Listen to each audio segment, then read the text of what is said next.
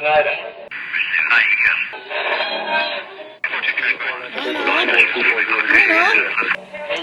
is that you? There, I think I got it.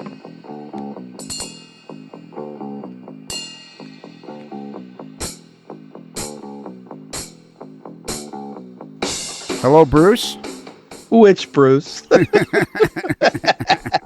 Bruce West or Bruce East? Yeah, that's right. Or didn't we do right? Or Brett? Didn't we do right and left? I keep. Well, we gotta have West Coast Bruce and Canada Bruce. So. I know, and soon it's going to be Pothead Bruce. No. Yeah, it is today. No, I gotta keep. Oh, that's right. You guys, October 17th. October, and today was the day that they finally they actually legalized it. Wow, you guys are gonna drink the Kool-Aid. Yeah. So after October 17th, most of the interviews are going to sound like this. Hey, man, this is Lionel, man. What's happening out there in Train Land, man? Yeah, a lot of that. There'll be a lot of Maybe had any Doritos, man? Yeah, Doritos. the only thing wrong with weed is it stinks. I don't like the smell of It it. does. It's an evil stench. But you can eat it. It's just as True potent. enough, you can put it in brownies or banana cakes. I'm told. Yes. I actually fully intend to try a brownie. Yeah. Barb and I were talking about that. My son, towards the end of his high school career, I would go into his room and I'm like, what is that stink? And I had no idea what it was, right? And then I'd go down the other end of the house. The problem was the house was too big. And then I would go down the other end of the house and I'd say to his mother, what is that smell? Does he got dirty laundry or something? and she'd go, I don't know, but she knew all along what it was. Sure. And then, of course, after a while, a couple of months of this, Dad went in there in some wild rage, like, what's going on in here? Where's this laundry? And then I learned more stuff.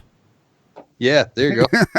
Well, here's a fun fact for you. I do corn on the cob on the barbecue sometimes, where you soak the husk for about an hour and then put them on until they kind of go burnt and crispy. Yes. And that surprisingly smells very much similar to a recreational product. So you get this smell wafting over the neighborhood. Everybody looking around, what the hell? And back west here, when they burn the burn piles. Oh, yes. It from a distance, if you don't see the pile itself, you could almost say, "Oh, whoa, somebody's smoking something." Yeah. Well, I'm going on record here saying, on the one hand, sounds like fun to me, but actually, this sounds like a really, really bad idea that a country the size of Canada is going to have legalized pot. This just sounds like a bad idea to me. I don't see how. But it's going to go well with bacon. Yeah. Maple syrup. Yeah. And let's see what else we have. Poutine. Yes. The poutine industry manufacturers will be very excited because their sales will go up, especially at 3 a.m. Yeah, Yes. exactly. All right. And the U.S. Border Patrol is going to have a field day with it. Yeah. Who's going to be the first numbskull that goes, well, it's legal in Canada. Why can't I take it over the border? Yeah. Numbskull. All right. So tourism will go up too. Yeah. That's probably the whole idea. All right. So you guys know of Ron's Trains and Things? Yes. I've heard of it. Excellent videos. High-end, high-quality videos. Excellent videos. So I've been chasing Ron down. I've been bugging him. I've been hanging out around his house trying to get him so that we could interview him. So tonight, guess who I have locked in the green room?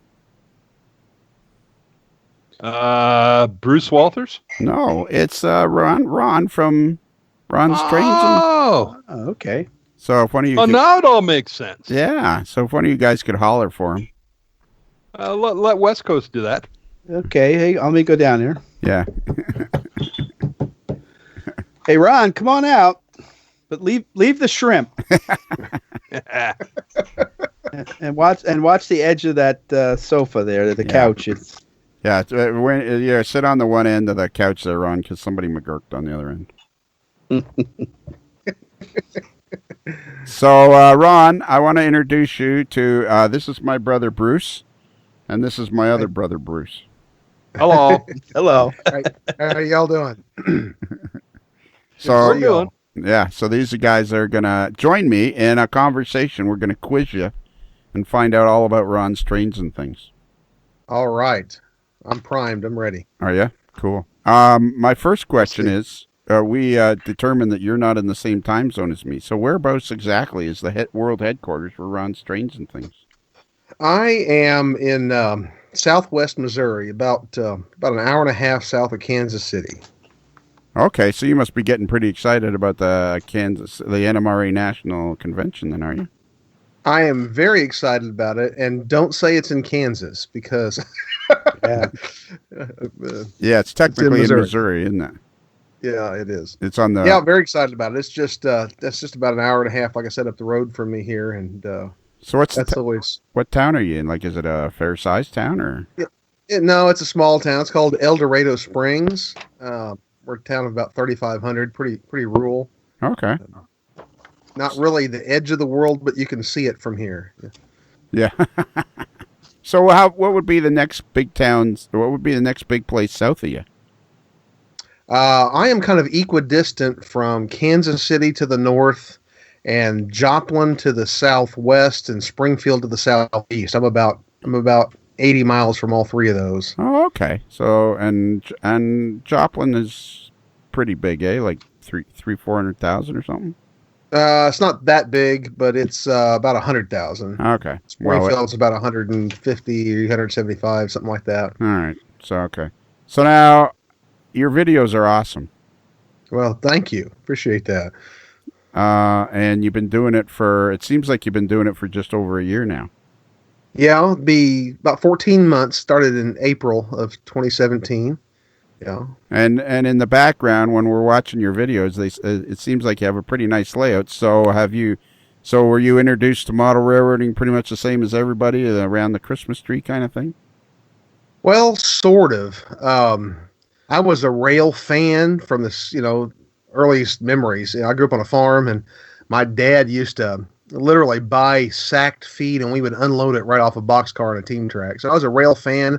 I had some train toys as a kid, but really the hobby of scale model railroading I didn't discover until I was in my late 20s. Okay. I've been model railroading for a little over 20 years, 22, 23 years. Okay, so in your late 20s, so like how did you discover it? So this is we're going back to in the 90s, just in the late 90s, mid 90s? Yeah, I'll be about 96. I can tell you exactly when it was. My wife and I were on vacation in the Orlando, Florida area, and she wanted to go to this thing that was billed as like the world's largest permanent flea market, which I thought sounded like total boredom. Right. But inside of the flea market, there was a model railroad shop, and it had a couple of operating layouts in the windows, and I'm like, man, I got to go check that out. Right. And it was really, really, I remember it now. I've probably idealized it in my mind a little bit, but locomotives and rolling stock and structures and everything you can imagine. And I had dabbled in some other hobbies, up to that point. And I told my wife that day, I am trading all of my other hobbies for this one. And I did, and I've never looked back. I'm very focused. I'm kind of a one trick pony. I do model railroading, and that's about it. All right. Well, let me ask you one of my favorite questions to ask people is, what do you think the allure of model railroading is? Because people that are in it are like they're in it. Like what is it about the hobby that just draws people into it? Do you think? Well, I don't know if I can answer that for people. I can answer it for me. And I would say two things. One, again, goes back to the fact that I've just been fascinated with trains and with the railroad since I was a kid. Right. So much so when my wife and I got married, the small town that we lived in at the time, she was not living there, was going to be moving there. And so a month before we got married, she trusted me to rent us an apartment. And I rented this great little duplex right on the edge of town. And from our bedroom window, you could throw a rock and hit every train that went by. And there's like 27, 28 trains that go through there a day. She, to this day, has nightmares about that apartment. Yeah, I wonder why. I thought it was fantastic. So and, I mean, and yet she still married you. I was going to See, say, well, that we was were already- that was your first wife? yeah, that was that like that that gave her something to talk about. Oh. That gave her a story. Wow. But so the allure of the trains, but also just the fact that model railroading is so many different hobbies all wrapped up into one. I was always kind of interested in some woodworking, and I was kind of interested in electronics, although I didn't know much about it, and all these different things. And in model railroading, you get to do them all, Yeah. and call it one hobby. Yeah, and whatever you're particularly interested in, you can excel in that part of the hobby. Right. Yeah. Exactly. And so, okay, so you start you go to this flea market. Have you got a house at this point? At that point, I was living in a rented house. Yes. Okay. So what was the first thing you did? Like, did you build kind of like a portable layout? You just bought a whole bunch of stuff? Like it must have been kind of hard because you're probably in a small town. There was no club or anything to Right. go to. So what was the first thing you did to try to kind of like acclimate yourself? First thing I did was I bought my first copy of Model Railroader magazine. Okay. And I'm kind of an intellectual type. I'm the type I get interested in something and I study it. That's just how I am. So I just started reading everything I could get my hands on about the railroad, learning more about railroads, learning more about model railroading. And then I started collecting HO scale stuff at the time, just because everybody does HO. There's more HO than anything else. That must be what I should model, was Right. HO stuff. The problem I had at that point was I was young, and we were just in a position where about every 2 or 3 years we were moving. Okay. So I would be somewhere and I'm like, hey, I can't really build anything because we're going to move. And so Yeah. after about 4 years of that, I just decided I'm going to build something small and portable, and just get my feet wet. And so I went to another model railroad shop up in Kansas City, and I bought some of this crazy small N-scale stuff. All right. I'm thinking, I'll just play with some N-scale because I can move that around. And 23 years later, I'm still playing with N-scale stuff. Okay, so you're an N-scaler. I am an N-scaler, yes. Okay, so I thought N-scale was dead. Oh, man. Yeah. Yeah, we don't think, but then I learned it's not so much dead, just lost in the hobby. Well, N-scale is actually the fastest growing segment in model railroading right now as far as product sales are concerned. I mean, it's still small compared to HO, but when I first got into it, N-scale was about 15% of the American market, and now it's closer to 25%. So it's really growing. I think with people that move a lot, people living in apartments, they don't have a lot of space. I think that has a lot of attraction for the smaller scale. Well, and the thing of it is too that it's improved so dramatically. Oh my, yeah. I'll tell you that I just recently bought a brand new N-scale locomotive that came sound equipped, that literally wanted to make me hit my other locomotives with a hammer. I mean, it just sounds so good. It's like, I can't believe this is coming out of this locomotive. And I can remember when I didn't even try to do sound, because there's no way you could get anything of quality out of something that small. They sure do now. That's incredible. So what was it from Scale Trains? It was, yeah. I got the Scale Trains Tier 4 GEVO, like everybody's got. You can see about 600 videos about those on YouTube. And I'll let everybody in on a little secret. I'm going to do a video about mine too, except I got mine and I promptly tore mine apart down to the screws. Wow. So you'll see, because I tried to change some of the variables in it and had some issues. And so when I called customer service, they said, send us the decoder. We don't really need the whole locomotive. Well, there's only one way to send them the decoder, and that's to take it apart. So, and I've heard that the Scale Trains service is really good. I had excellent experience with their customer service. Yeah.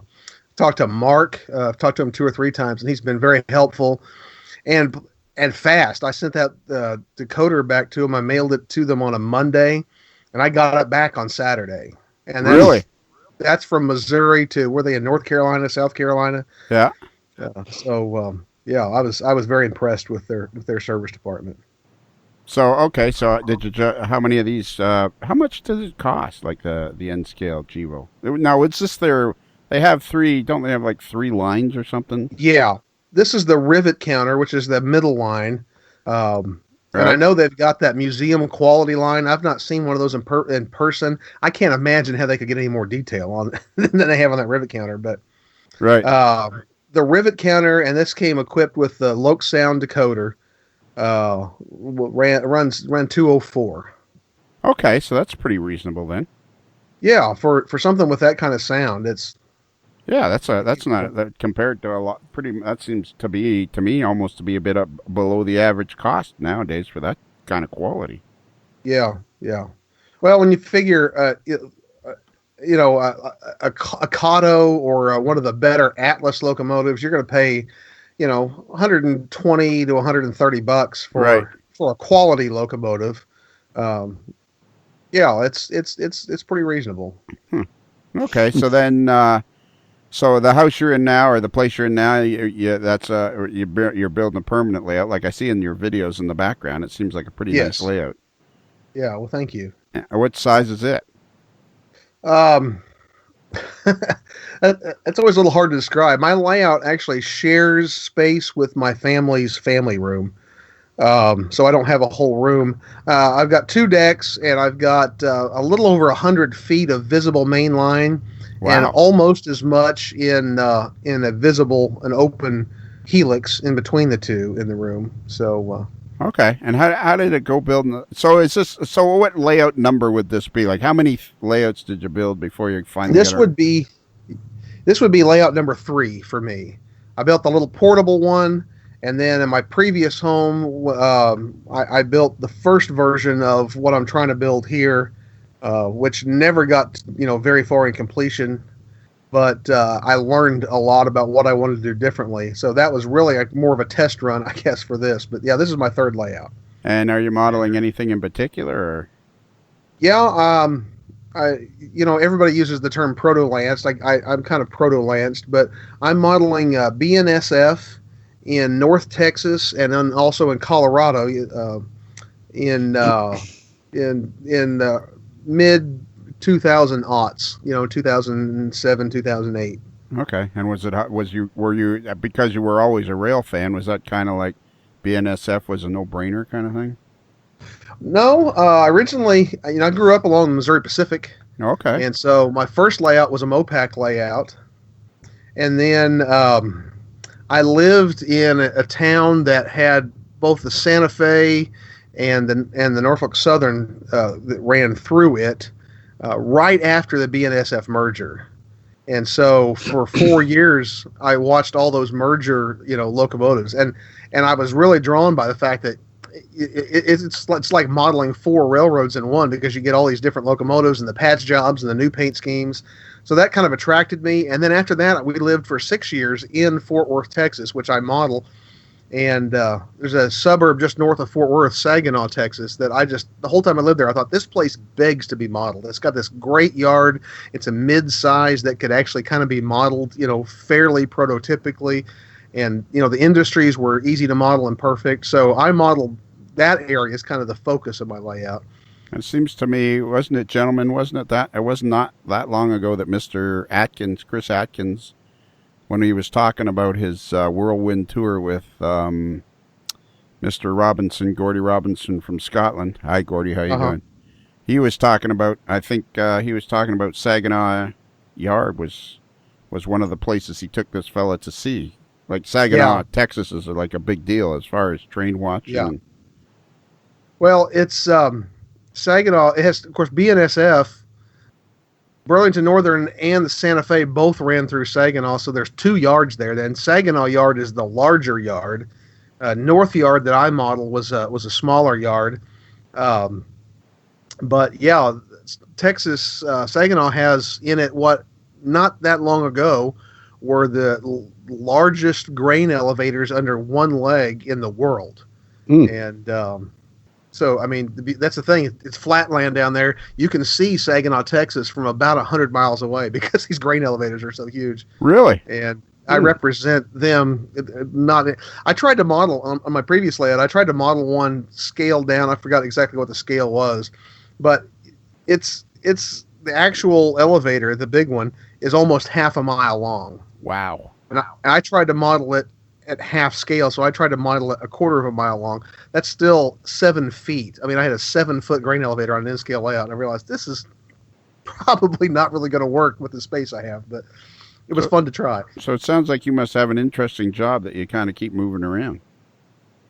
Well, I'm a pastor. Oh, okay. So I don't move around so much now. I did when I was younger. I've been here 8 years where I am now, and not making any plans to move. Oh, that's cool. I'm not surprised. I think I would have kind of guessed that. You just kind of in your videos, you just kind of give a welcoming. You seem to have a welcoming personality. I get that a lot, and I think that's one of the things that really kind of attributed to at least the early success of my videos is just people said, you talk well, you speak well, I do it for a living. So, yeah. There's one thing I can do, it's talk. So every Sunday you gotta deliver a service or two, right? And, exactly. And that's that's something you've probably gotten better and better and better at. Well, I've been doing it for 30 years, so I hope I've improved a little bit along the way. So you were telling me, so that's part of how you're going to, don't tell me, let me guess. Go ahead and tell me, I forget now. You're going to go help people. You're in the next 3 weeks, you're going. Oh, yeah. In 2 weeks, I'm taking a team to Puerto Rico, helping do some rebuilding down there after last year's hurricanes. So like a team probably from your, what do you call it, parish? Church, yeah. Church, okay. Yeah, there's 9 of us that are going, and we're working with an organization down there that brings in, they have limited housing, but they're bringing in about 20 volunteers every week and have been ever since October. Wow. And just helping to rebuild. Right now, their focus is on putting roofs. They said there's just literally thousands of homes and other structures that still don't have intact roofs after the hurricanes. And really, the government seems to be doing very, very little to help them out. Right. Churches and church organizations have kind of been the godsend for them. Or at least that's the word we're getting. So. Right, exactly. So now I have a sense for my Bruces here. I'm just going to talk to my Bruces. This is my brother Bruce, and this is my other brother Bruce. Now that we know that Ron is a pastor at a church, are you guys kind of nervous that I'm going to end up saying the wrong thing at some point during this? You mean as a minor leaguer going to get his wings, or we're going to reach for the peanut butter on the upper shelf? Yeah, like I'm going to end up doing something wrong here. I just feel like it's a given. At some point, I'm going to say something wrong. No, I don't. I don't think you'd do that. Oh, okay. No. All right. Well, you guys have more confidence in me than I do. Even though when I was back in Fairfield, we had a Catholic priest that was in our club, and every once in a while, you'd hear him say some words, especially if he's soldered his fingers or cut himself with the X-Acto knife. Last time I was at the airport in Toronto, I was flying to Florida for about a month. This is to be just around the 1st of June. I'm in the airport and I'm I'm at the area where my gate is, and there's these 8 Catholic priests sitting at a table, and of course they're all wearing their Catholic priest outfit, whatever you call that. And I couldn't help it. I walked up and said, "So are you guys like on some sort of team or something?"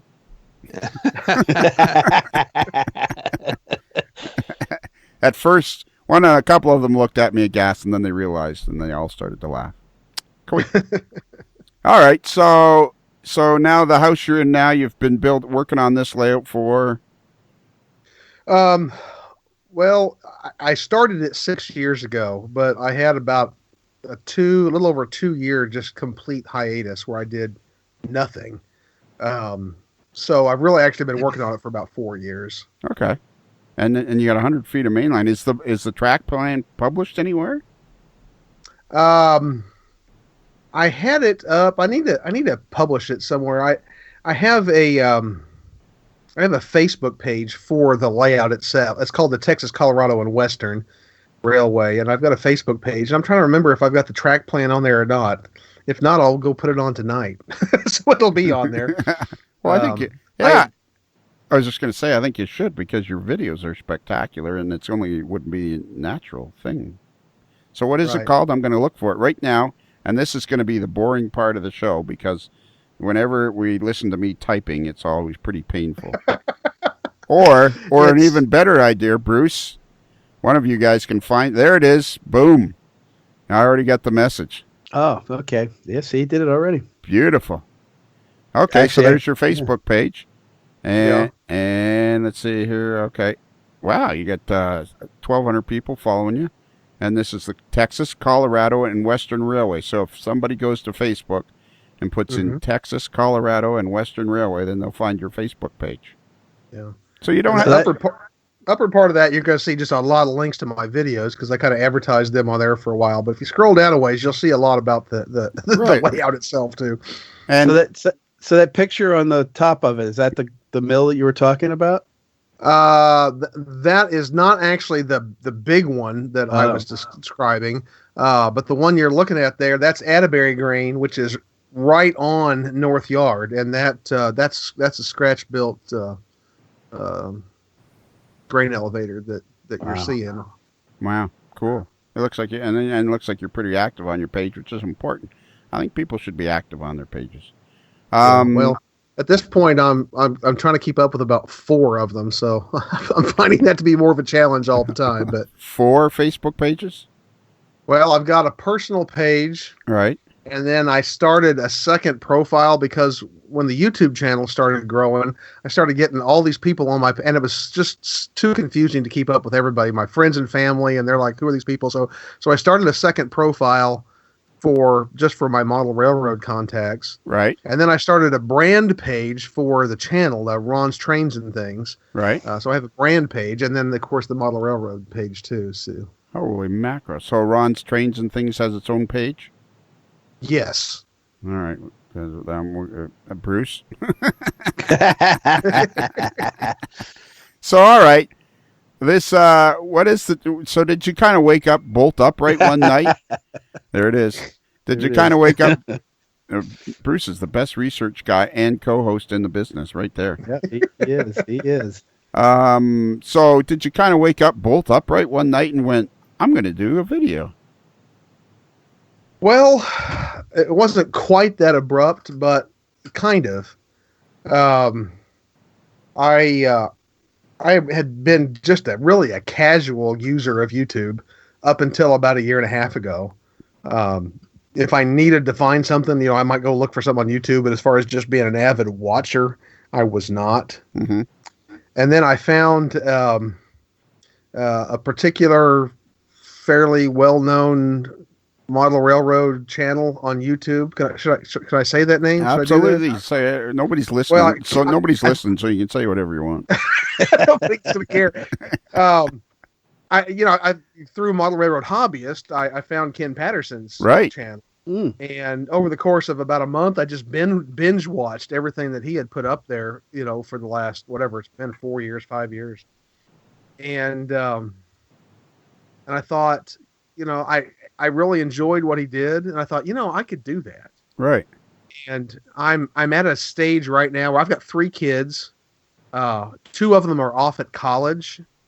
So, while I still have a child at home, I feel like I've got all this extra free time because I've spent the last 20 years spending every night at a ball game or a dance recital or a play or a concert or something, Right. And so I thought, I could do that. And then I just kind of ruminated on it for several months. And then in April, when I started the channel, Eric Hall, who has a YouTube channel, IMRRO.com, I had run across him, was watching some of his videos. He was hosting a model building contest. And to enter the contest, you had to have a channel and you posted videos about your build. So I decided I'm going to do this. I'm going to at least make some videos. So I entered the contest and made 3 videos for that contest. And some people seemed to enjoy the videos. And so I thought, well, I'll just keep making them. The next one I made was a pine tree video, which really was, it took it a while to take off, but that pine tree making video for the first 6 months, like, drove my channel. It just, once people found it, it got shared somewhere and it just exploded. It's had, I don't know, 50,000 views or something. Right. Last year. And it just kind of went from there. People seemed to enjoy it. I kind of had an idea in my mind what I thought I wanted the channel to look like. And it was nothing like what it looks like now. Right. I thought I would do something more like Ken does, and just some variety, some prototype train stuff, and maybe some interviews and that kind of thing. I tried doing some prototype train videos. They flopped. I've done some, a couple of interviews with guys that have hobby shops. They didn't do well. The how-to stuff is what everybody wants. So yeah, the how-to stuff for video, I think, really works. Like, I mean, I think for audio, for what we do here, podcasting, interviewing people works good because people can do something else while they're listening. Whereas with video, it's like you gotta use more senses, so you gotta pay attention to what the video is. But right. I'm fascinated. So first off, Ken Patterson wears me out. I mean, that boy just wears me out. And I talk, Ken and I think I can say that Ken and I are friends. And I mean, that guy just wears me out. I don't know how he does all that he does. But now that I've been watching, once I forget how we got in contact with each other, but I already knew of your channel because and it's pretty easy to watch really good videos. So you wear me out too, but not nearly as much as Ken. Ken's got a lot of irons in the fire. That's for Holy sure. Mackerel. Man. I love to watch, and he doesn't do as much of this right now, although I think he will again. I love to watch him do a video shoot. I mean, the photography stuff, that's his forte, and I love to watch him do a photo shoot outdoors. It's just incredible. I've learned so much about model railroad photography just by watching his videos. Well, yeah, and I mean, he's been doing high-end model railroad photography for as long as I can't even remember. Like, since the 80s, I think. Yeah, so. I mean, he's like the guy in the hobby. So right. So how did you figure out how to do? Because here's one of my things. It's like I'm a kind of a stickler for quality. So it's even like tonight, or even like today when we were talking, I was saying to you pretty point blank, pretty bluntly. I was saying, if your audio's good, we can do the interview tonight, but if your audio is not good, we'll work on that and blah, blah, blah. Because I think, quality just makes whatever it is you're doing that much better. I totally agree, yeah. So the quality of your videos is very high end as far as I'm concerned. And thank you. And how did you figure that out on your own? Did you do that on your own, or you knew you wanted quality and you could tell the difference between a bad video and a good video? Like, well, there's several answers to that. I knew just a little bit about photography and video making. My wife is a school teacher, and for several years she was the journalism and yearbook teacher, which meant that I ended up on the sidelines of football games and basketball games with a camera for years. Right. And I just, I was the kind of guy, I was such a great photographer. I could take 1,000 pictures at a football game and come out with 2 good ones. Yeah, yeah. So, I had a little background, but I watched a lot of stuff on YouTube about how to make better videos, about how to build a channel. And I also have the advantage of having a daughter who is a senior in college, and she's a theater major. Wow. So she's had some classes in filmmaking and stuff. And so she's, had some pointers for me here and there. And, just a variety of things like that. It's funny because if you go back and look at my early videos, which I try not to do because they scare me. But, when I started this thing, I had an old DSLR camera. As a Canon, it was a good camera, but it was an old camera that would shoot video. And a tripod, and that was it.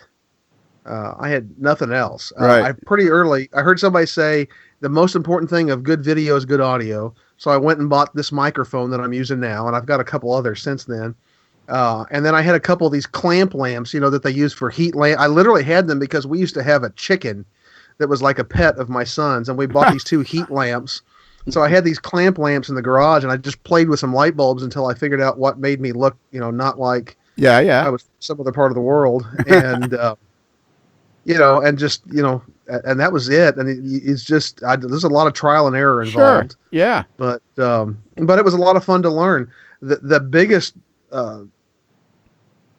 part of the learning curve early on was, I had done a little video editing with an editor that did a lot of it for you. Well, it was old Windows Movie Maker. And right when I started, my laptop that I had at the time crashed, and the hard drive crashed irrecoverably. And you can't get Windows Movie Maker anymore. So I'm like, okay, I got to learn editing software. Right. And, but I found one that was basically free that you could upgrade, in pieces, and found out it wasn't as hard as you think. There's a tutorial on YouTube for everything. Yes. And if you're willing to spend the time, you can learn a lot. There is, So, and there's also some videos on there where you really want to just kind of take your head and slam it into a doorpost too. Well, yeah, that's true too. That's true. I remember I always use I wanted to fix my lawn sprinkler.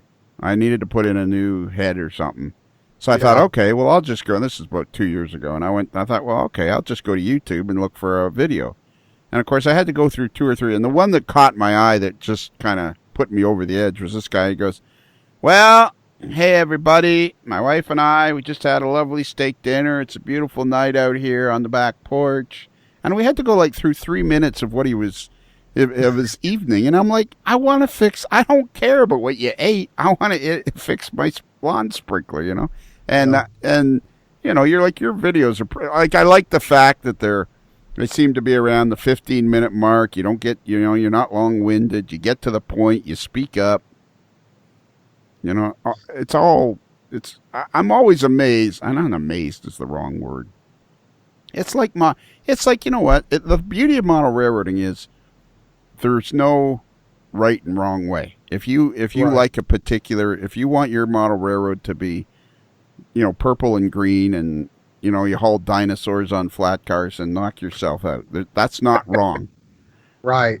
But, it's like anything, some guys make it to Major League Baseball and some guys play AAA for their whole life. There's different levels, and you've obviously pretty quickly, that's the thing that I'm amazed at, is how quickly you've achieved the quality that you have. Well, and I'm amazed at the response I've gotten. I mean, if I was in a different niche, you see these guys that'll start a channel and they grow, 200,000 subscribers in a year. Well, we're a pretty small niche, model railroading. Mm-hmm. But I've been going for 14 months, and I'm bumping right up on 10,000 subscribers. In about 14 months, I've gotten to 10,000 subscribers, and there's not a lot of model railroad channels out there that have more than 10,000 subscribers. There's a few, and they're right. Good ones. But so I've been amazed at that response. But to pick up on something that you said just a minute ago, for a YouTuber, there's one thing that's always difficult to balance, and people who aren't really into YouTube don't always realize that, and that is the fact that as you're making videos, you've got to kind of balance the fact that you've got a lot of people who aren't on YouTube a lot that come and watch your videos because they help them. But the people who are on YouTube all the time want you to build a community. And so, you try to do videos and you try to do enough of that community kind of stuff to satisfy the YouTube people, but not so much of it that you're boring the non-YouTube people. Yeah. That's a challenge. Yeah, that's kind of good. And from what I've learned from the podcast, is this hobby is just way bigger than I ever imagined. Oh yeah. And do you get that sense from your videos, like the response and the interaction you've had with people? Like, is the hobby way bigger than you imagined? Oh, no doubt. I mean, in a lot of ways. Of course, I'm an N-scaler, and I do a lot of my stuff in N-scale, so I get tons of N-scale guys. But I get all these guys that are still coming that can gain something Well, that's sure. of value from other scales, or just like watching them. But the thing that's amazed me is the international, the worldwide reach of a farm boy from central Missouri. Yeah. I did it. I did an impromptu. I'm kind of playing with doing a live stream, Right. and I was just testing my settings on Monday, and so I hadn't announced it, just impromptu. So the only people that saw it were people who get notifications, and I ended up being on there for 30 minutes, and I know I had comments from at least one person in Australia, one person in France, one person in South Africa, and of course several, in Canada and lots in the U.S. But just that just dumbfounds me. I mean, like I got a guy in South Africa listening to me talk about model railroading. That's, well, exactly. That was wild. That was the thing that got to me about it. Wasn't it didn't take us too long until my podcast has been downloaded almost 300,000 times in 90 countries around the world, and you're thinking, Yeah. okay, like I get why guys in California are listening to us, but I'm not sure I fully understand why guys in Saudi Arabia are listening to us. Yeah. You know? So I get a ton of viewers. I say ton. I mean, for my overseas, non-primarily English-speaking countries, I get a ton in Brazil, and then Scandinavia. I'm friends with Pele Soborg on Facebook, right. and through him, I made contact with this one other guy, and I've joined an N-scale group that's in Scandinavia. I got all these Scandinavians, listening to me, watching my stuff, and like, man, this is wild. Well, and like you look at, like 11 months ago, you did how to blend rock castings into model railroad scenery. Like that has nothing to do with N-scale. Right. How to weather railroad tank cars. That's got nothing to do with N-scale. How to weather corrugated metal siding. I mean, none of these, lots and lots of these videos are just model railroading in general. That metal siding, I should have put a subtitle on that. How to burn your house down. There's a story. Yeah. I was using, I did it outdoors because, I was, or how to fumigate your house and kill your children. Because I was using acid etchant, and it's aluminum foil siding, and it says right on the bottle, do not use on aluminum. But I'm like, I know all these other guys have done this, so it's got to work, right? And it was interesting. There were some smoke flying from that one. So how many videos do you do roughly a month? I do. I try to make sure I get up one every week. I publish every Tuesday, and then once in a while I'll do something special, and I'll have an extra one up. Like I said, I'm trying to. For a year I've been wanting to do a live stream, and my problem is I've got really, really poor internet, and live streaming on YouTube has always taken a lot of bandwidth. They've just come out with a new method for live streaming on YouTube, and I streamed the other day for 35 minutes, and it was decent quality. I mean, I got high standards for myself, but it was quality that I. Oh, speaking of bad internet. Yeah. Hello, Ron? Could live with. Okay. Can you hear me? Yeah, we lost you at high quality. Yeah. It's perfect.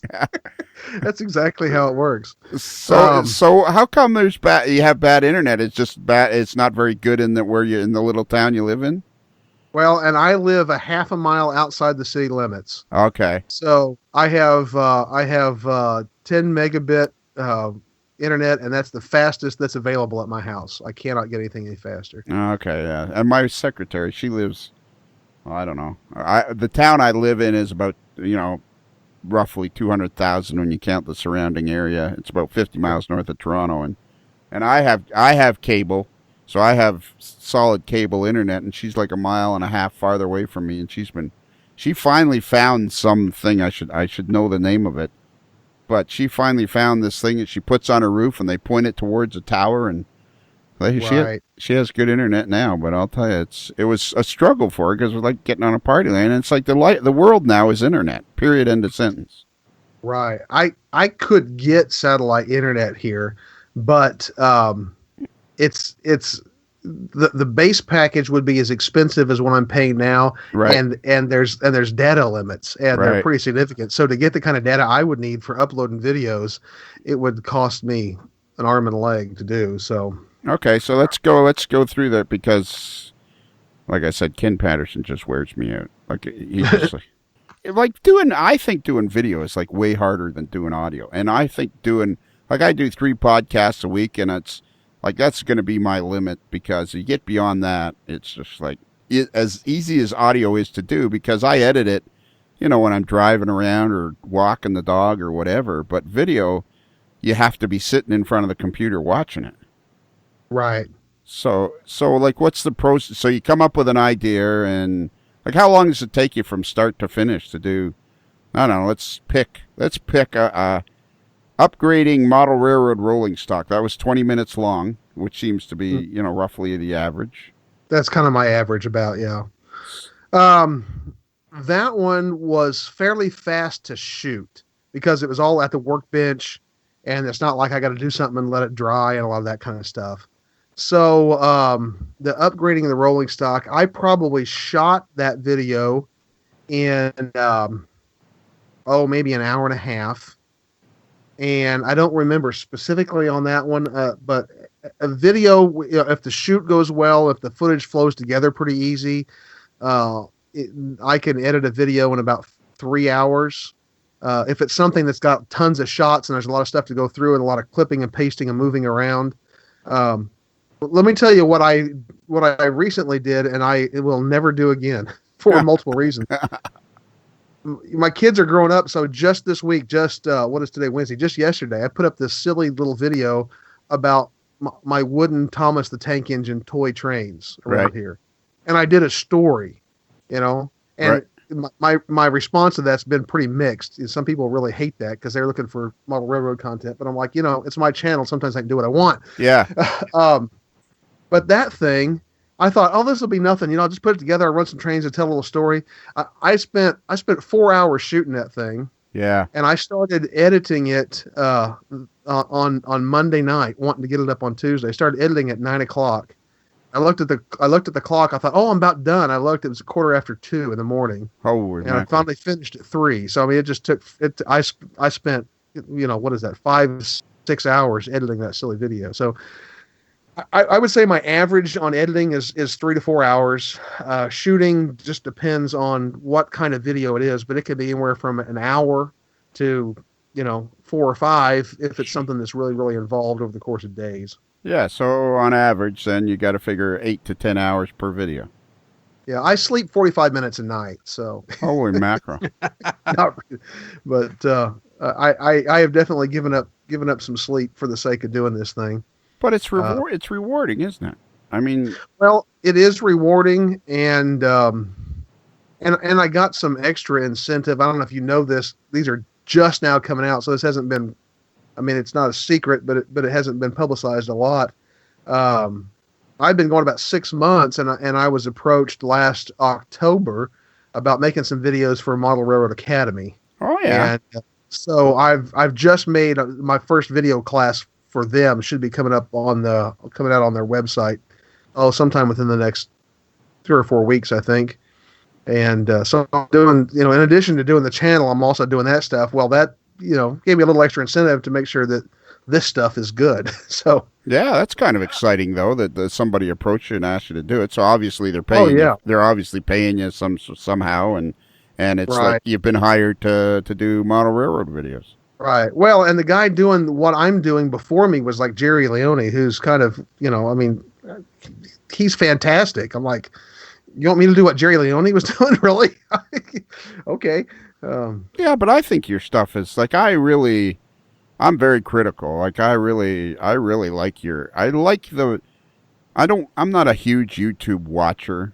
Like to me, I watch YouTube. Like I watch, one of the things I watch a lot lately is there's 2 or 3 guys that do basically they investigate plane crashes. Hmm. And they use these flight simulator things, and they basically put all the facts, and it's like they fly the plane and blah blah blah blah, and they're like 12 to 15 minutes long. They're very good, and it sounds interesting. It is, and like I can watch your videos, you know, like it's like there's a trick to it. It's like these guys, the Bruces will remember this, but I don't know, 5-6 months ago or 3 or 4 months ago, I made these little video updates about what was happening on the podcast, and I did one, and I was just sitting in my garage, and my motorcycle's behind me, and I said, okay, well, I haven't done any updates on Facebook, so I thought I'd do it via video, and I was like 3 minutes long, and I watched it, and it was like, oh my god, I'm like I'm thinking, I am so bad at this. You know, and I'm looking at this, and I'm thinking, oh, this is never going to work. I can't put this out. Because I have this tendency to kind of talk a little bit slow. So then I'm on video and I'm doing it. And it's like, I couldn't even hardly watch the thing. So then just for kidding around, for myself, I thought, I wonder what it looks like if I sped it up. So then I sped it up. So I turned this 3.5 minute video into like 2 minutes. That was entertaining. So I put it out like that, and I thought, well, as long as I'm talking like that, I'm okay. But it's like, you know, you have to have a real, you have to be very, I found when I wrote for Model Railroader, if you're gonna submit pictures, I was talking to Otto Vondrak last night, who's a associate editor with Railfan and Railroad, and Tony Cook's on it, who's an the editor of Model Railroad News. Like these guys, you have to be pretty critical of yourself. Right. To look at what you've done. So I mean, was that hard at the first when you first started? Where you kind of like, you kind of turn away, like, oh my god, what is this? Or were you pretty happy right out of the box? Of course, the big thing for me was I had to learn pretty quick how to edit it. I mean, how to edit out my mistakes. Right. If I just published my video raw, just clip the stuff together, for one thing, every video would be like an hour and 20 minutes long, and for another thing, nobody would watch past the first 3 minutes because it's like, what's wrong with this guy? Yeah. Yeah. So Casey Neistat, people tell me you're too old to watch Casey Neistat, maybe, but Casey Neistat says a great video is born in the edit. I have that written like right across my computer screen. Because when I don't feel like editing, I just have to remind myself this is where it's made. This is the difference between an okay video and a great video it's all in the edit. And yeah, it is. I make these goofy little Facebook videos, and it's like even that I've gotten better at it because you got to cut a lot of extra stuff out. Yeah. So sometimes you got to cut out stuff you don't want to cut out. Yeah, but, exactly. You got to make it watchable. And of course, I think it's really important for people to remember to go back to the fact that you're a pastor and you've been standing up in front of people. That's basically public speaking every week. Right. And I mean, that's a real learned skill. Yeah. And people like to come a lot more whenever you don't sound like an idiot. So I've worked for a long time to try to not sound like an idiot. So exactly. Like, I don't think that's something that we should pass over lightly because that's pretty cool. You're a pastor and you're making these great videos. So I had a really good question. Hang on. Oh yeah. So do you, like when you're making the video, do you have a script? Do you just have it in your head what you want to say, or do you have notes kind of hanging around, or? I don't do a script. I tried doing a script, and the one thing that nobody in the world wants to do is to watch me read. Yeah. So I don't script. If I'm doing I've got a few videos that are just informational, 5 things that you need to think about before you start building your model railroad layout. A video like that, I'll bullet point. Right. And I'll kind of have that up in large print in front of me just so I can kind of remember where I am. Now, the one thing I did at one time script, and that was like the stuff I say in the very beginning of my intro. I start every video with, if you'd like to see more model railroad tips, tools, and techniques, then subscribe below and click the little bell icon. and that stuff, I had to write that out to get it right and just memorize it. And now I literally can say that phrase and what I close with, I can say in my sleep. In fact, I think my wife says I do say in my sleep. Yeah. And that's like I had my the podcast reviewed, and the one thing the guy said is make sure you introduce everybody. I don't think I introduced anybody. So I did say it was the two Bruces. Bruce Kelly, the super fan number one, the creator of the Kelly Questions and the president of every model railroad club within 102 miles of Medford, Oregon. And Bruce the angry mail boy, who's been with us almost since the very beginning. Actually, Bruce Kelly, you've been with us pretty much since the beginning too. Well, the first time you posted the podcast, yeah. Yeah. And because I've been following all the other podcasts, and once you started yours, there was a whole new world. And now you're on it, and you're not allowed to leave. Yeah. Do you guys have any questions for Ron, or am I allowed to just keep on rambling on here? Keep on rambling, man. Yeah, it's interesting. It is interesting. That's the thing, Ron. I think everybody I talk to on the podcast, I find that it's like, how can I put this? See, this might be the part where I insult them. Everybody that I interview, and you would fit into this category really well. Like, do you realize how much you're helping and what an impact you're having on the hobby?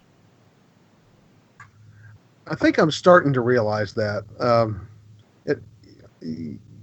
I can tell you something. This is just my background. I started in the hobby, and of course, I was a rail fan, but I really knew nothing about the railroad. I knew nothing about model railroading. I've always lived in small towns, like you said earlier. I never had a model railroad club that was close. I was just too far from that stuff. So I've always been kind of a lone wolf by force, and as such, I think I've always been a little self-conscious because most of my contact with other model railroading is through the magazines and the articles and stuff, online, and you see these incredible, beautiful model railroad layouts, and I'm like, I look at that and I just want to go over and kick mine. So it's really been humbling, but also rewarding, to hear people say, "Man, thank you for helping me with this." Yeah. And that was big for me too, because when I started, I don't know why, but for some reason, model railroading can be a hard hobby to break into as far as relationships are concerned. Yeah. Okay. I don't know what that's about. I don't know why that is. But that's something I'd like to break down to whatever extent that I can. I'm like, there's no reason why this should be hard. So let me help you. Let me be your friend. Yeah, be your friend. I think this is my opinion of what I think the digital world is doing for the hobby, and I try to describe it. And I think it's kind of like we were living on the planet, and then there was a nuclear war, and we're convinced we're the only ones alive, and we come out of the basement, and it's like, wait a minute, there's other people on the street that are still alive, and it's like that's what model railroading, that's what the digital world seems to have done, is made it easier for everybody to find each other. Yeah. I have loved getting to know. Well, as you know, I'm involved, with the YouTube model builders, and I've gotten to know a lot of those guys, and some of them pretty well. And that's just been fantastic for me, because that was the one thing I've always felt like I was lacking in model railroading, was just the ability to bounce ideas off of somebody, to talk to somebody who just loved the hobby, to learn something, that's been, I think, the most rewarding part for me, is just the relationships I've been able to build. All right, and here's my national anthem for the Modeler's Life podcast. I think this hobby is growing like crazy. Yeah. And I think it's the digital age that's making it grow like crazy. For the you just described exactly what I think is happening. Is there's all kinds of people that felt like it's hard to break into the hobby, then all of a sudden they find all kinds of other people, and now you don't feel like you're like the friends I've made from this podcast are, it's just fabulous. And they're all people I never would have met had it not been for the digital age. Right. Yeah. So true. Well, it's like, the NMRA is coming, to my backyard, the convention this summer, which I'm very excited about. And what I'm excited about more than anything is I've made all these friends across America and Canada, Australia. Those are just the places I know of. And I'm going to get a chance to actually meet some of them in person, that week. And that's very exciting. So have you been and otherwise that just would have been people you'd have passed by, in an aisle, but now we'll be looking for each other. So, So have you been to many train shows since you started the videos? Since I started the videos, I've been to all of none. So you know what's going to happen. NMRA will be the first train show I've been to since I started making the videos. Okay, well, I'm going to, and Bruce's, you guys let me know what you think of this statement. But you are going to be shocked walking around how many people recognize you. You're going to be. I'm kind of preparing for that. That's going to be a little weird, but this is funny. I don't know if I should tell this or not. I don't have permission, but I'm going to. All right. Well, again, don't forget, nobody's listening, so you're good. Nobody's listening anyway. I've become pretty good friends by text message with Stephen Atwell of Midwest Model Railroad and the online store in Kansas City, and he's also was one of the early kind of movers in YouTube model builders. Midwest Model Railroad sponsored a contest that I did, the prizes in a contest I did last winter. Right. And so we've become pretty good friends. Well, Stephen, by trade, he is an electrician for the theater, and in the last year, he's been working on Broadway. Oh, wow. And a couple of weeks ago, a show that he worked on last fall won a Tony. Wow. And for like Best Revival. And so he's texted me from this Tony party, and I'm sitting here thinking, this is really cool. I'm telling my daughter, she's a theater major, hey, Stephen's like at the Tony. She's like, why am I not at the Tony party? So I know this guy who's just won a Tony Award. Yeah. Now, Stephen is from Kansas City. And so he's planning to come back for the convention, and we were planning to meet, and just kind of get together. And he texted me last week, and he said, I think we're going to have a barbecue, on this night, and you're going to invite, just a few people because it's at my family home. And right. I said, that sounds great. I said, who are you planning on inviting? And he said, well, I haven't gotten that far yet because I wanted to make sure I got somebody famous first. He was talking about me. And I'm like, you just won a Tony. Yeah.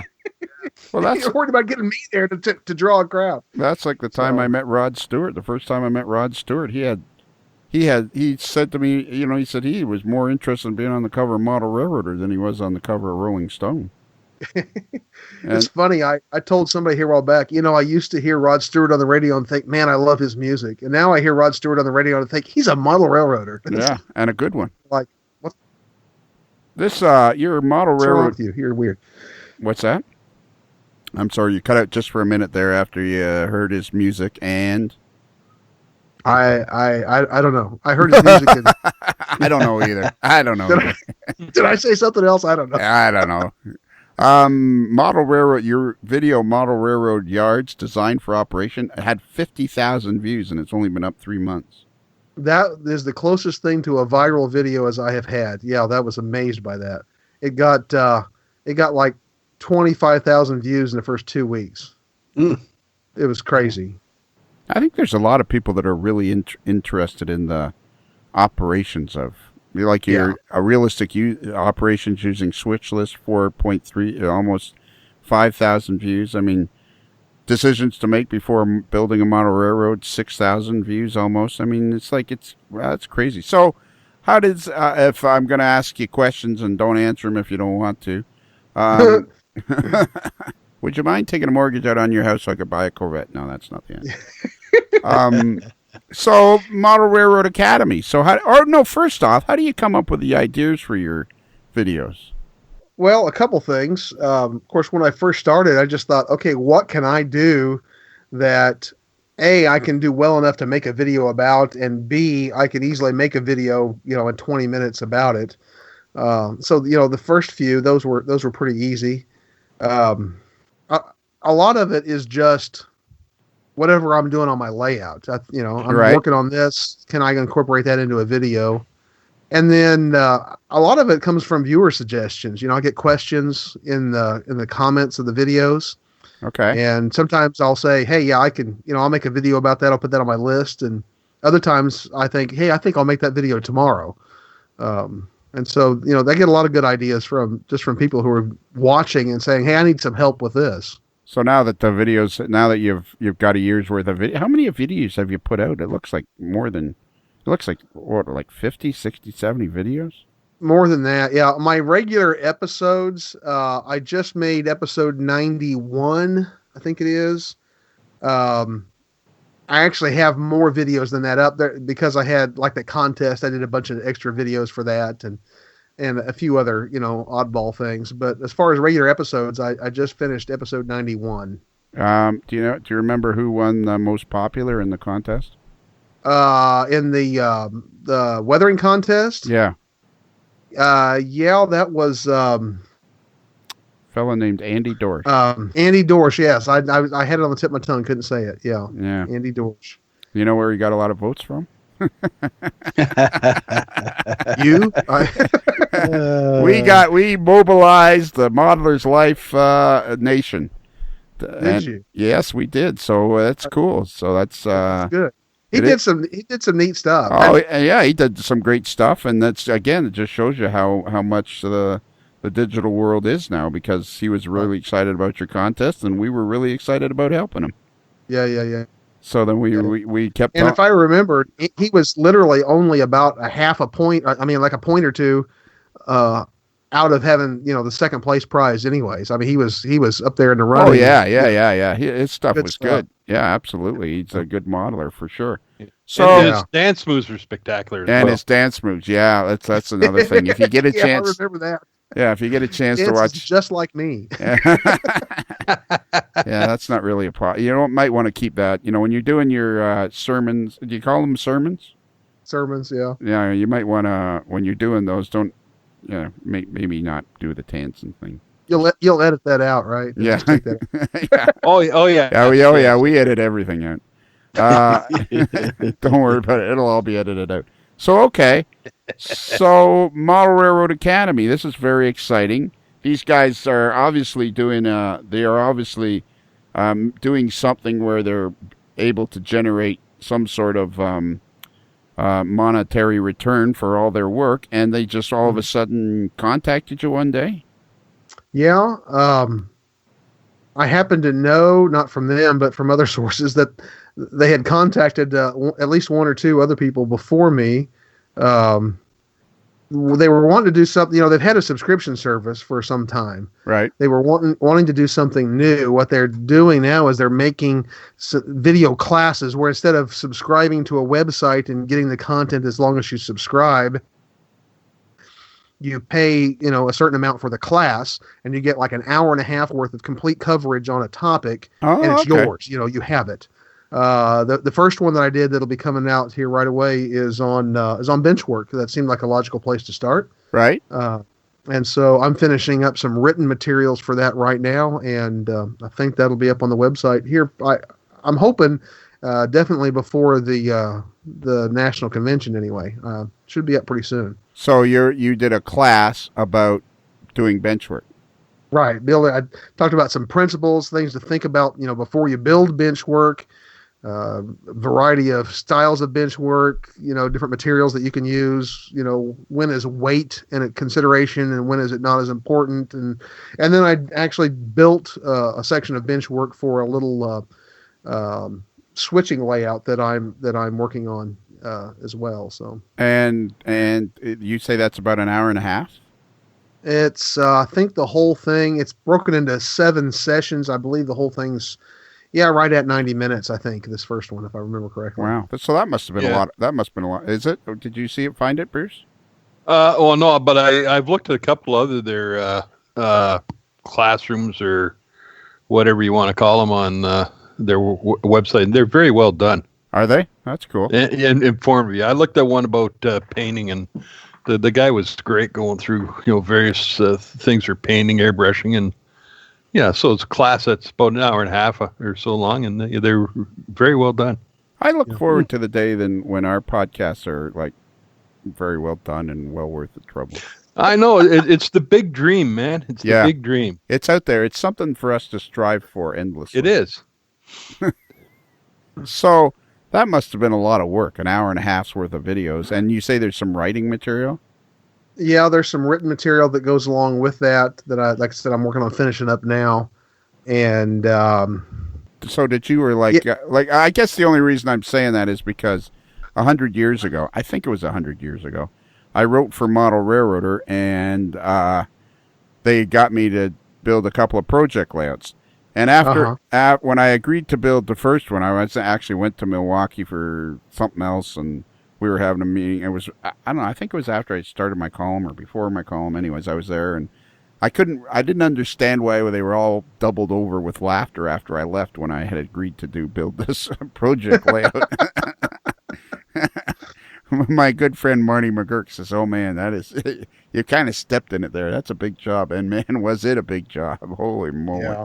So, did you find, even with the experience of making a year's worth of videos, were you kind of like, "Wow"?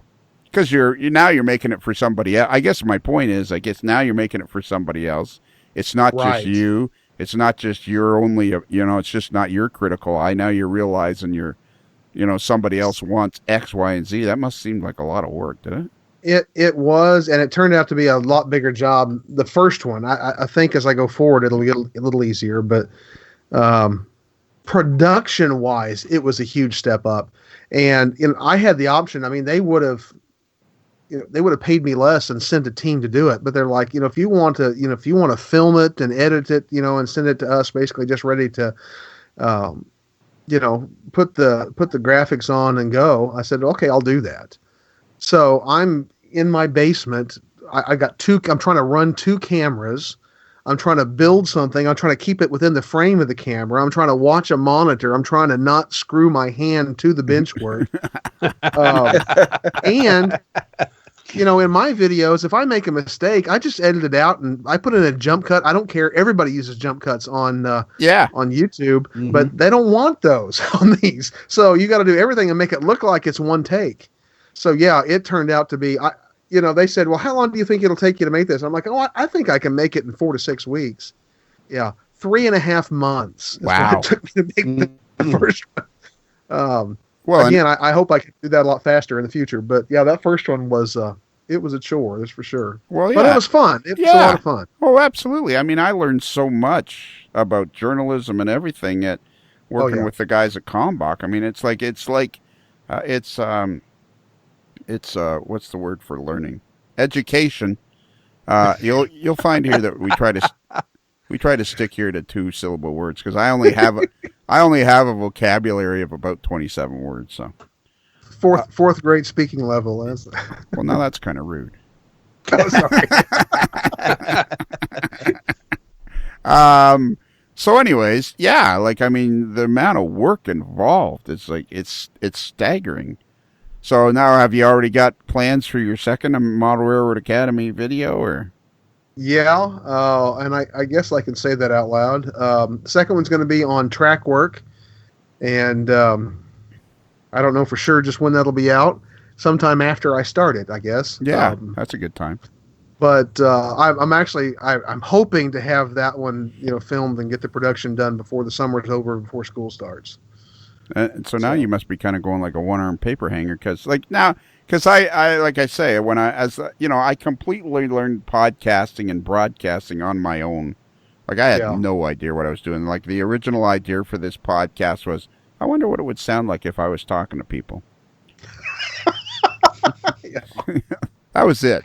And I was thinking, I really like listening to myself. I wonder what it would sound like. And I figured, 50 guys would listen to it, and that would be the end of the story, and I could move on to my next thing, and it's like I've taught myself completely. And I guess my question is, like you've taught yourself basically from scratch. Right. And now do you feel like originally, now I'm remembering what I started to say. So I have gotten myself to a point where 3 podcasts a week. That's it. Like I'm not going beyond that because after that it's going to stop being fun. At this rate, I enjoy it. It's fun, blah, blah, blah. Like, are you just feeling like, man, you're getting in way over your head or? There are moments when I feel like that. I mean, there was a period, like when I was working on this first Model Railroad Academy class, I got about a third of the way through it. And then I hit like a mental wall, and right. I had this mental wall, and I went about 2 weeks and I didn't do anything because I'm just like, I don't know what to do next. Yeah. And it just kind of became this insurmountable, huge thing, in front of me. And then finally, I came down and I just forced my way through the next segment, and we kind of kept going. I've set a self-imposed deadline. I know that YouTube subscribers and viewers are fickle people. I know schedule is really important. So I have stated, I have a self-imposed deadline. I want a video to be up every Tuesday at 7 a.m. Central. Right. There are weeks in which, well, like this week, I finished my 7 a.m. video at 3 o'clock that morning. So yeah, there are days when I'm like, okay, this isn't fun today. But for the most part, it's fun. If it just ceased to be fun at all, I'd quit doing it. Yeah, but it's such an adventure. It's probably such an adventure that you really don't know where you're going. Like, that's what's happened that people don't realize is in the last 5 years, model railroading has exploded because of this digital media that we can all, like you say, Right. you know people, you've met people that you never would have met any other way. That way, it's just unbelievably rewarding. I've met all kinds of people that I call friends, like Bruce Kelly and Peter Borchards and Joe Cummings and Tom Jacobs, and it goes on and on and on. And Mike is Ostertag, he's a little off. His bubble's a little off center, but I would still call them friends. No, I'm just kidding. Yeah. Now come on. So now that was funny. Now nobody laughs, and then I start. I love you, Mike. I think one of the things that's interesting from the video side of the thing is, on YouTube, I'll get other model railroad. I've got model railroad friends and acquaintances on YouTube who have been on YouTube for years, Right. and whom I have surpassed in subscribers. And they'll ask me, man, how are you doing this? How are you growing? How are you, Right. how are you getting all the subscribers? And, there's part of that can be learned, and there's part of that that's just kind of a matter of who you are. But a lot of it comes down to the fact that you've just got to consider the video making to be kind of a secondary hobby, and you've got to love it enough that you really will pour yourself into it, or you need to be okay with, hey, I've put up videos updating my progress on my layout, and I've got 500 viewers, and both of those things are okay. Yeah, they're just different things. Well, the way I've described it is speaking of Andy Dorsch, he's his job is kind of analyzing stuff, and we talk a lot about social media. It's kind of a hobby of ours, and I had this realization because we were talking. I get about 8,000 downloads a month for the podcast, and it's all different, Uh-huh. and which is not the same as video. It's a different thing. People can listen to it, and so we were talking in the thousands, and then I started the Patreon channel, and I have 130, 140 folks on there, and I realized, if you did a clinic at a national or a regional or a divisional convention, and you got 140 guys in the room, that's a really good, successful clinic. And that's the thing. Like you say, some videos might only get 500 views, but those are important views. Right. I was talking to Miles Hale about that very thing here a while back. Miles and I in the last year have become really good friends. He lives just about an hour from me. Yes. And so we've gotten to know each other pretty well. But we were talking about that just a couple of weeks ago. The fact that, he's like, I see conventions really completely changing how they do what they do in the next 5 years, because, no longer is it necessary to spend the thousands of dollars that it would cost, to bring somebody in Yes. who is an expert in a particular area to teach a clinic. All you got to do is have an internet connection and put up a big screen.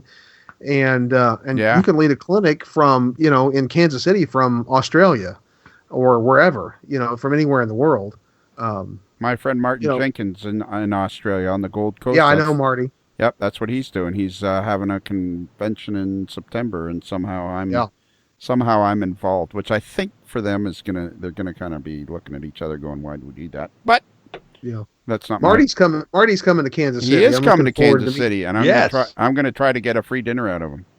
That's awesome. Yeah, I don't know how I'll make out, but I kind of, the way I do it is I just, we have dinner, it's great. We made, we cemented the friendship, and then the bill comes, and I just kind of stare at the people.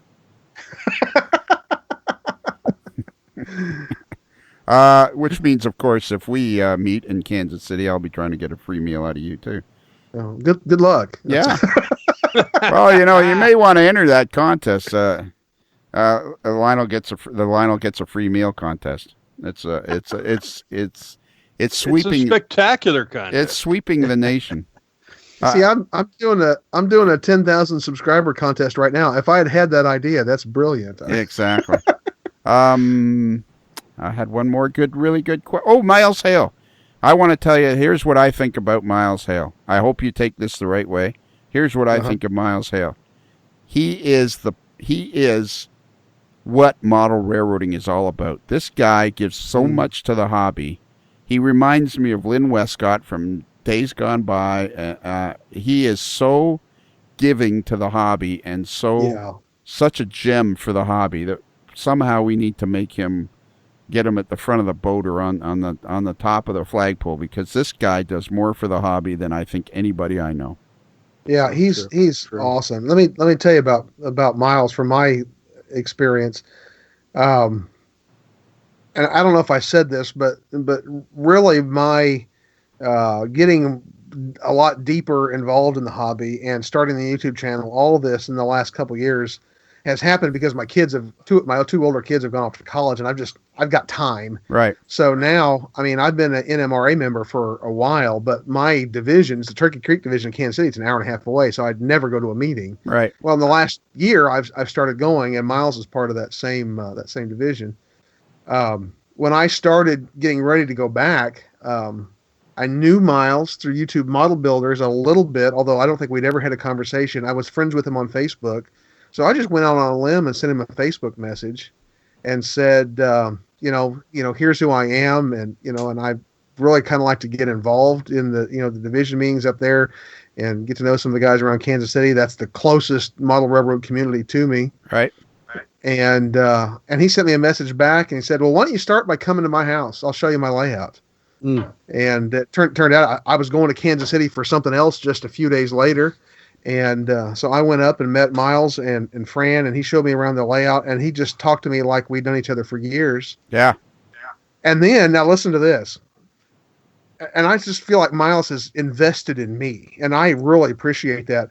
I told him there's a school just a couple of blocks from Miles' house where my son sometimes plays basketball. Right. And I told him that. I said, my son, I've been by here all the time because my son plays basketball down here 3 or 4 times a year. And he said, well, let me know when his next game is. Well, his next game there at that school was like 2 weeks later. So I sent Miles a message. Miles showed up at my son's basketball game. He's never met my son. He's met me once. And we sat and talked model railroading while we watched my son play basketball for 2 hours. And I'm just like, yeah, I love this guy. Yeah. That's just the kind of guy he is. I know. He's just one of those guys you can't help but just kind of go, you just so want to, grab him and say, I want to just hang out with you because he's such a nice guy. Yeah, and he really, really loves investing in people and in model railroading, and I can't say how much I appreciate Miles Hale. I can't say enough about him. I'm not embarrassed to say it. I'm a huge Miles Hale fan, and I think he's done so much for the hobby. So now we're going to wrap this. Absolutely. Yes, absolutely. I agree. You and I are on the same page on that one, eh, Bruce? Oh, for sure. And so is Mr. Kelly. I think we all That's are. correct. Well, I have to because he used to be member of the Metro Railroad Park. Exactly. Oh, yeah, right. There you go. Yes. Exactly. And then Kelly ran him out of town on a rail because there was a power struggle. I think he heard I was coming to town. That was it. He said, that's it. I'm out. We're not kidding, Ron. Bruce Kelly actually is the president. If he is not the president of your club, he's coming, so be ready. I only have 100-mile radius. But we expanded that to 102. All right. So, Ron, what town do you live in? Dorado Springs, Missouri. Okay, and the name of your church is? It's the First Baptist Church of El Dorado Springs. The First Baptist Church of El Dorado Springs, and we were talking to the pastor, Ron Marsh. So, if one Sunday you're halfway through your sermon and all of a sudden you hear the doors open and close, and I go, "Hey, Ron!" Is that... I'll say, "Come on in." Yeah. So Ron, do you have any other model railroaders in the church? None. Well, None.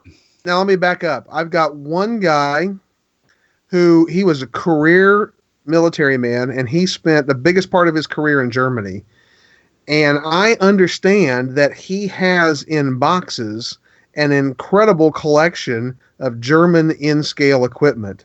And he has been talking about building an outbuilding at his place out in the country here, and building an in-scale layout, to which I keep saying, when are you going to get started? I'll be glad to help you, and I will videotape the whole thing.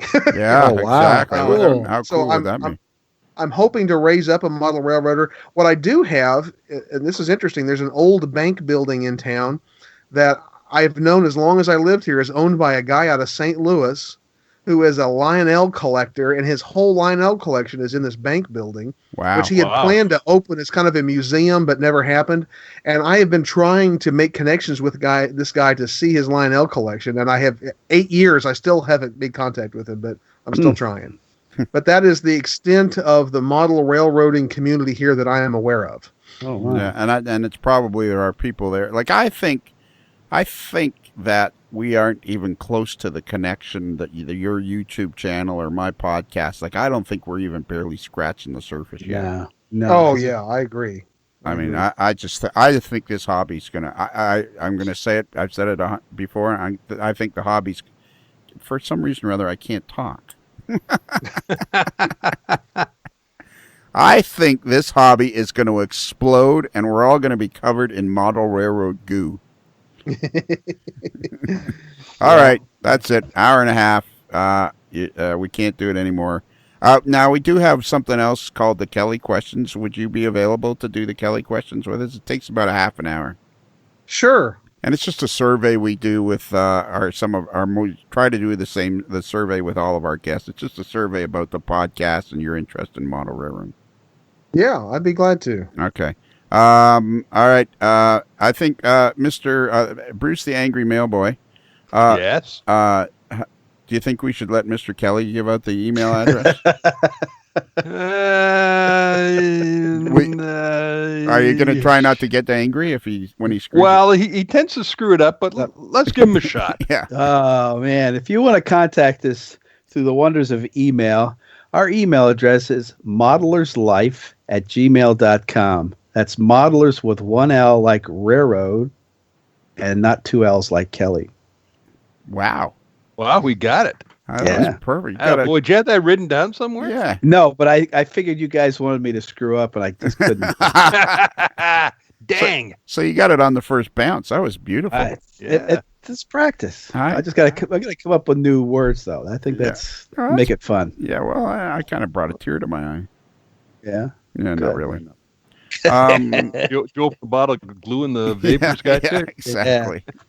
What were we doing? I'm telling you right now, that whole now you got to talk about our webpage. Yes, exactly. All that stuff. But I'm telling you right now, today's the day when Canada legalized marijuana, and I'm telling you, this is going to be a bad idea. Yeah. A country the size of Canada have illegal marijuana. This is just one of those bad ideas. It's like building a model, and you get halfway through, and you think this is useless, and you just throw the whole. This is a bad idea. Sounds like fun, but it's a bad idea. All right, so we have a website, and it's called amodellerslife.com. That's amodellerslife.com. And if you go to that page, you're going to find like 4 or 5 places you can download the podcast, and you're going to find a link to our Facebook page, and you're going to find a link to our Patreon page. And if you really can't get enough of us, you can go to Patreon, and you'll get another 2 podcasts a week of all sorts of varying things, some of it useful, some of it not. But all the Patreon podcasts are released at 3 a.m. because it makes Joe Cummings' phone ding, and then it wakes him up. You said the same on mine till I turned off notifications. Why didn't I think of that? Man. There you go. Well, Ron, that was pretty cool. Now we have something at the end, and what you're going to have to do is at the appropriate moment you say, "Happy rails to you." Do you think you can do that? Happy rails to you. I think I can handle that. All right, because like I don't know if you've really ever been recorded or anything like that. I don't know. Your videos are friggin' awesome. Like you have done a great job. Like I am so impressed. I'm not just blowing smoke. I really think you. Well, can I tell you what a stupid 50-year-old kid I am? I'm just going to confess this. I probably shouldn't even say this out loud, but I'm going to say this to you, Lionel. When you were on the YouTube Model Builders, cast here, whatever that was, several weeks ago. Oh. And you made mention of I was watching when you made mention of my videos, and I was fairly new in model railroading when you were writing for Model Railroader. So your articles, I read your stuff when I was like brand new in this thing. Right. And I literally walked around my house and around my work showing people that like 30-second clip of video saying, Lionel Strang thinks my videos are awesome. There you go. Well, they are. Well, they are. They are too. Exactly. End of story. Just they are. I love people that put effort into something. I love that. Yeah. Me too. I agree. And that doesn't mean that people that can't do it as well as you aren't appreciated as much. As the key with model railroading is, if you don't necessarily have the artistic ability to do great scenery or whatever, that doesn't mean you're lesser of a model railroader. Right. Right. Anyways. Okay. Well, Ron, as we close the barn doors on another episode of A Modeler's Life, and the sun slowly sets over the back 40, I guess there's nothing else left to do except for you to say, happy rails to you.